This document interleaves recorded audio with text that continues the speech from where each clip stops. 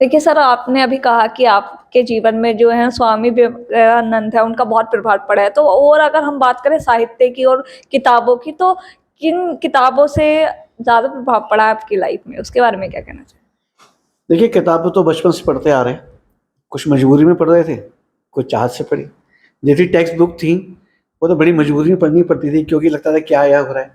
देखिए, आज हमें समझ में आता है कि जो किताबों को पढ़ने से क्या फ़ायदा होता है। जितनी मैं एंकरिंग करता हूँ, जितना मैं बोल रहा हूँ, कभी क्लासेस लेता हूँ, कभी मैं मोटिवेशनल के स्पीचेस देता हूँ, कभी कुछ करता हूँ, ये सब किताबों की देन है। और किताबों में साहित्य आप सबका पढ़िए। कभी भी अपने दिमाग में ना इसके लिए पूर्वाग्रह मत कर लीजिए कि नहीं ये बेकार है, ये अच्छा नहीं है। कभी कभी मुझसे लोग बोलते हैं कि ये आप जो किताब ऐसी वैसी क्यों पढ़ लेते हैं। मैंने कहा मैं ये सोचता हूँ कि ऐसी वैसी किताब लिखने वाले का भी तो कोई दिमाग होगा। उसने जो लिखी है वो तो मेरा दिमाग है कि मुझे इसमें क्या लेना है क्या नहीं लेना है। मैं तो छन्नी की तरह हूँ ना कि मेरे को क्या चाहिए क्या नहीं चाहिए, लेकिन जो आ रहा है उसका ग्रहण करना चाहिए। अब हमने देखा तो कुछ नहीं, पढ़ा कुछ नहीं, और उसके बारे में गलत बोलना शुरू कर दिया। इसी प्रकार से मेरा ये है कि जब भी मेरा एक तो साहित्य में मैंने बहुत पढ़ा है, मैंने काफ़ी पढ़ा है, फ़िक्शन भी पढ़ा, नॉन फ़िक्शन दोनों को मैंने पढ़ा है अच्छी तरीके से। और दूसरी बात ये है कि मैं जो किताबें जैसे जीवनियाँ होती हैं ना, वो मैं ज़रूर पढ़ता हूँ। क्योंकि हर एक के बारे में मालूम पड़ता है, चाहे वो गोरकी के बारे में हो, चाहे वो लिंकन के बारे में हो, चाहे वो हमारे स्वामी विवेकानंद के बारे में हो, चाहे लाल बहादुर शास्त्री जी के बारे में हो, चाहे डॉक्टर राजेंद्र प्रसाद जी के बारे में हो, चाहे कोकिला जो रही हमारी सोहिनी के बारे में हो, महादेवी वर्मा हैं।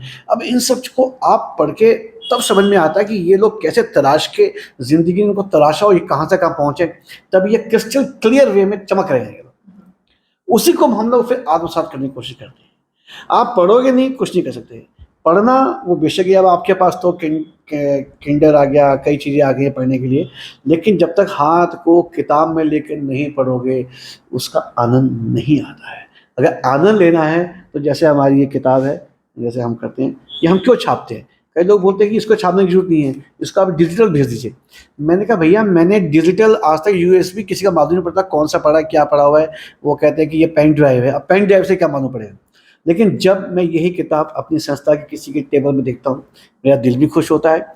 और इसको हाथ में लेके पढ़ने में जो एक इसका स्पर्श है ना, ये स्पर्श बड़ा महत्वपूर्ण है। तो जब किताब का स्पर्श हाथ में होता है तो भावनाएं अपने आप ही अंदर आत्मसात हो जाती है। इसलिए किताबों का महत्व जिंदगी में है, आपको पढ़ना चाहिए।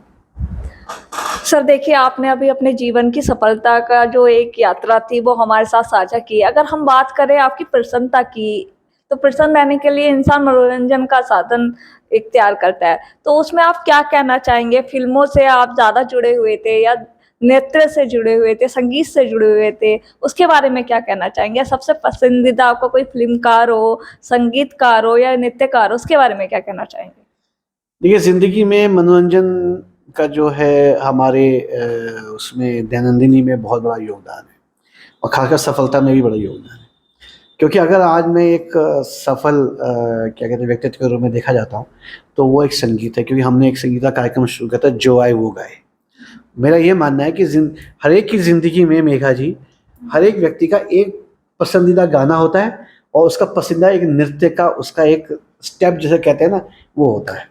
मैं कभी कभी लोगों को बोलता हूँ कि लोग बोलते हैं नहीं बेकार की बात है। मैं कहना आप देखो, हर एक की जिंदगी में एक आदमी अगर बाहर नहीं गाता तो अपने घर में बाथरूम में जरूर गाता होगा, और वो गाना पेट होगा कहीं भी होगा, वो गाना गुनगुनाएगा। जैसे मेरा एक गाना है, ख्वाब हो तुम या कोई हकीकत, कौन हो तुम बतलाओ, ये मैं गाता हूँ, खूब गाता हूँ, मैं सब जगह गाता हूँ। वो तब बाहर गवाना शुरू कर दिया, अलग बात है। ऐसे नृत्य है, नृत्य में भी आप देखिए कि हर एक आदमी का नृत्य का एक स्टेप होता है, लेकिन किसी का कब निकलता है ये वाली बात। कई लोग होते हैं हमारे 80% हमारे यहाँ हिंदुस्तान में 80 क्यों 90% लोग नृत्य करना जानते हैं लेकिन नृत्य नहीं करते हैं, क्योंकि उनको लगता है लोग क्या कहेंगे, दूसरा क्या कहेगा। वो दूसरे के चक्कर में अपने को दबा के बैठ जाते हैं, वो जो कुंठा ग्रहण करते हैं अंदर कुंठा बन जाती है। देखिए वो नृत्य कब निकलता है, जब लड़के की शादी होती है ना, जब बारात चलती है ना, अच्छे से अच्छा जो बाप होता है ना वो भी डांस करता है, चाहे वो प्रधानमंत्री क्यों ना, चाहे देश का राष्ट्रपति क्यों ना हो। ये हमने देखा है कि जब भी उसकी बारात निकली है बच्चे की, बेटे की, या घर में कोई बेटी है, मैंने भी अपनी बेटी की उसमें डांस किया। मैं नृत्य नहीं करता हूँ, देखिए मैं बहुतों में करता हूँ, मैं तो कई लोगों को खींच के लाता हूँ। कई लोग मुझसे कहते हैं क्या करते हो, मैंने कहा भैया मुझे पता है आपके पैर थिरक रहे हैं, लेकिन आपने लोग क्या कहेंगे इसलिए अपने को बांध के रखा है। हमको यही चीज़ हटने कि दूसरा क्या कहेगा। तो इसलिए मैं कहता हूँ कि नृत्य जिंदगी का बड़ा महत्व अहम हिस्सा है, गायन है, और इन दोनों से ही फिल्में बनी हैं, इन दोनों से ही थिएटर बने, इन दोनों से ही आपके और चीज़ें हो रही हैं। तो जब सब चीज़ों का जो जड़ वही है तो पहले उसको अपना लीजिए। बाकी देखिए फिल्में तो देखने का मन तो हर एक का करता है, मैं भी बहुत फिल्में देखता हूँ। देखिए क्योंकि मैं थिएटर में रहा, थिएटर मैंने बहुत किया है, नाटक बहुत किए हैं, तो उसका मुझे ज़्यादा लगाव रहा है। लेकिन पिताजी की मृत्यु के बाद से फिर मैंने थिएटर नहीं कर पाया था, क्योंकि मेरे पास वैक्यूम सा हो गया था, फिर मुझे घर के बहुत काम करने थे, कई सारी जिम्मेदारियां मेरे ऊपर आ गई थी, तो वो था।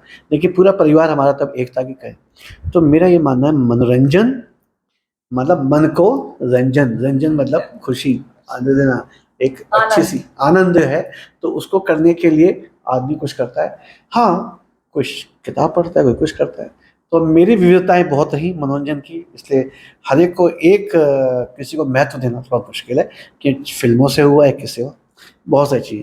हाँ, एक मेरा मनोरंजन का साधन बहुत है, बातें करने का। वो करने का है कि जब मुझे मौका लगता है तो किसी विषय पे हम लोग बात करते हैं, और ये बहुत अच्छा होता है। हाँ, झगड़ा नहीं करते।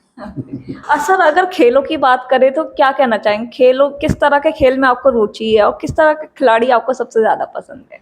पहले आपने पूछा था कि पहले फिल्म का कौन सा है, कौन सा अच्छा लगता है, तो मेरा तो भैया ये अमिताभ बच्चन के अलावा मैं किसी को नहीं देखता, साफ बात है, इसमें कोई शक नहीं है। बहुत सारे हैं, सभी बहुत अच्छे हैं, लेकिन उस व्यक्ति को जो आज 80-81 साल की उम्र के अंदर भी जो उनमें एनर्जी है, और जो केबीसी आप देखिए, जो विनम्रता उनके अंदर है, जो सहजता है, जो सुलभता है, वो किसी में नहीं दिखती है। और हीरोइनों के अंदर मधुबाला से बढ़ के मैंने आज तक किसी को नहीं माना। आज भी मेरे घर वाले हंसते हैं कि मेरा जो कमरा है उसके अंदर मीना कुमारी और मधुबाला की छोटी सी बड़ी सी तस्वीर रखी हुई है। तो कहते हुए तुम इनको पूछते हो क्या, मैंने कहा पूछता नहीं, मानता हूँ। क्योंकि मधुबाला को वीनस के रूप में देखा जाता था कि शी वाज की इंडियन वीनस के रूप में। लेकिन मेरा ये मानना है कि ये कलाकार होते हैं, इनमें कुछ ना कुछ तो होता है ना, तभी तो करोड़ों से ऊपर उठ के आते हैं। और खेल खेल के अंदर अगर मैं कहूँ, देखिए खेल तो ज़िंदगी में हमने बहुत खेले, बहुत अच्छा किया, और खासकर क्रिकेट मेरा बड़ा पसंदीदा। लेकिन क्रिकेट से पहले मैं हॉकी बहुत खेलता था। हॉकी में 2-3 बार चोट वोट लगी, तो फिर हुआ मेरा माथा भी फूल गया था, तो इस वजह से क्या हुआ, अभी निशान है, तो उसको वो निकल खेल नहीं पाया। लेकिन खेल एक ऐसी चीज़ है जो वर्जिश जो है देती है आपके शरीर को टोन अप करने के लिए खेल बहुत ज़रूरी है। और शरीर देखिए, दिमाग टोन अप हो जाता है बातें करने से, अगर शरीर में टोन अप नहीं है, खेल नहीं है, तो कुछ नहीं कर सकते। मैंने देखा कि बड़े बड़े लोग, बड़े बड़े जो नेता अभिनेता और बड़े बड़े जो पॉलिटिशियंस हैं, वो भी रात को जाके बैडमिंटन टेनिस खेलते हैं। आपको विश्वास नहीं होगा, जिम करते हैं। क्यों करते हैं? तो उनको क्या जरूरत है, तो इतनी बड़ी पोस्ट पे पहुंच गए। क्योंकि शरीर को चलाना है तो उसको बहुत जरूरी है कि हमें करना है।